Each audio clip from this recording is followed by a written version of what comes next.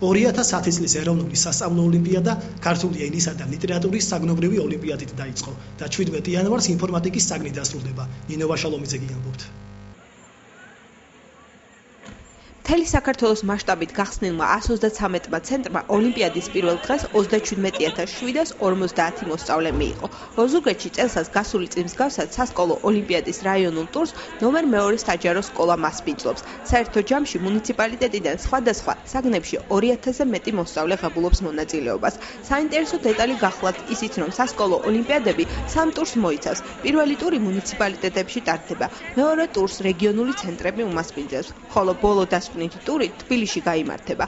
ეროვნული სასწავლო ოლიმპიადის მიზანი ნიჭიერი მოსწავლეების გამოვლენა, სასკოლო რეფორმის ხელშეწყობა, სასკოლო ცხოვრების სტიმულირება, მოსწავლეების, პედაგოგების სასწავლო პროცესის წახალისება და საერთაშორისო ოლიმპიადებისთვის საქართველოს ნაკრების კანდიდატთა გამოვლენა.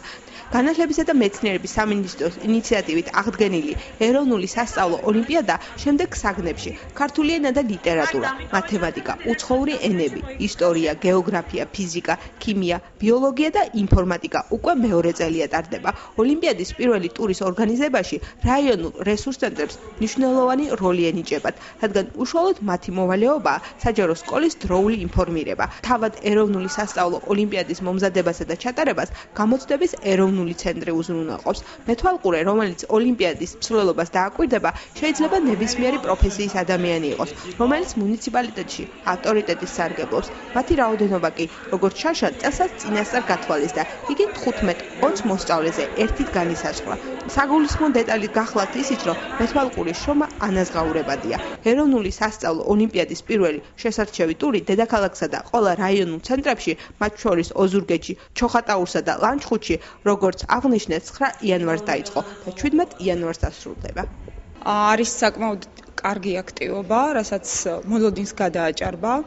მიმდინარეობს ობიექტურად, ჩვენ ბავშვებს აქვს ყველანაირი პირობა, რომ თავიანთი თავი გამოამჟღავნონ მაქსიმალურად და ნამდვილად ღირსეულმა მიიღოს ოლიმპიადაში შესაბამისი შეფასება. ოზურგეთელ მოსწავლეთა ჩართულობა საგნობრივ ოლიმპიადებში ძალიან მაღალია. წელს დაახლოებით 2600 ბავშვი მონაწილეობს სხვადასხვა საგანში. ჩვენ ერთადერთი საგანი, რომელშიც არ მონაწილეობთ, ეს იქნება ინფორმატიკა, სადაც ბავშვებმა სურვილი არ გამოთქვეს მონაწილეობის. ძალიან მაღალია მონაწილეობის ხარისხი და სურვილი, განსაკუთრებით სამ საგანში, ეს არის ქართული მათემატიკა და უცხოენები, სადაც ჯამში დაახლოებით 700 მოსწავლე თითოეული საგნის მიხედვით მონაწილეობს ოზურგეთის სინამდვილეში. ჩვენ გვაქვს გასულ წელს ძალიან კარგი გამოცდილება, ყავდა წარმატებული მოსწავლეები, ჰქონდა საპრიზო ადგილზე სკოლა სილავრის საბაზო სკოლის გამოცდილება, რომელმაც 5000 ლარი მიიღო, ასე რომ იმედი მაქვს წლევანდელი შედეგებით ჩვენი მოსწავლეების იქნება ძალიან წარმატებული და ისინიც მიიღებენ ფასიან საჩუქრებს და გვეყოლება წარმატებული სკოლა. მე ამის ძალიან დიდი იმედი მაქვს.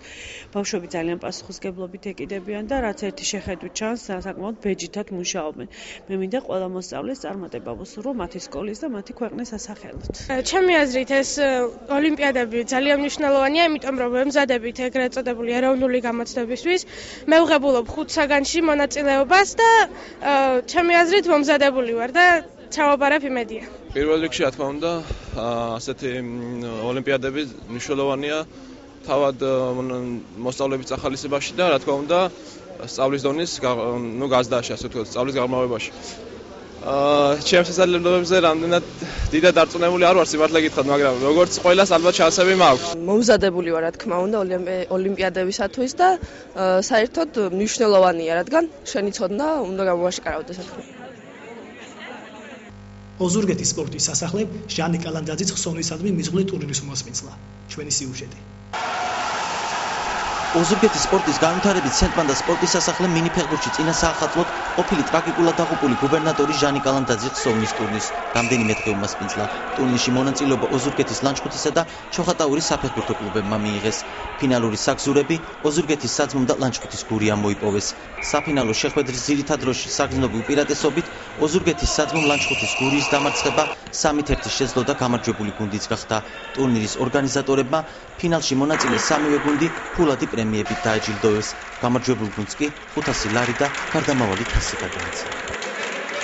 უკვე 5 წელია მიმდინარეობს ჟანი კალანდაძის სახელობის თაზე ესეთი შეჯიბრება. თავიდან 30 გუნდი ღებულობს მონაწილეობას.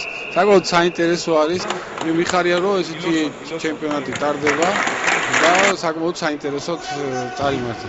ჯანი იყო ის პიროვნება, დააგდა ჩვენ ოზურგეთს, გურიას მთლიანად, საქართველოს დააგდა და მაქსიმალურად შევეცდებით რომ აი ეს ტურნირი უფრო ფართო და მასშტაბური გახდეს და უფრო დავხოცოთ და უფრო ლამაზად ჩავატაროთ. იმიტომ რომ ჩვენ დაგეგმილი მაქვს ჩვენ და სპორტის განვითარებას, ბატონ ზვიათს, გუბერნიას, მუნიციპალიტეტებს, რომ ისეთი მასშტაბი მისცეს, რომ მეზობელი რეგიონები ჩავთოთ აი ამ ტურნირში. ჟანი კალანდაძის ტურნირი, მისი გარდამავალი თასი ძალიან პოპულარულია უკვე ეს გურის რაიონში. ჩვენ სპორტის მეზობლებს ერთი დაგვრჩენია, რომ მაქსიმალურად დაუდგეთ გვერდში ფეხბურთის განვითარებას და ჟანის სახელის უკტავსაყოფად ყველაფერს გავაკეთებთ, რომ ეს ტურნირი არსებობდეს წლების განმავლობაში.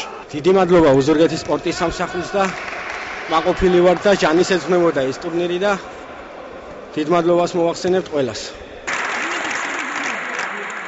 ეს გახდა ჩვენ ხელთ არსებული ბოლო ინფორმაცია. მე უკეთესი მომავლის იმედით გემშვიდობებით. მრავალ კალანდას დაგასწროთ ღმერთმა.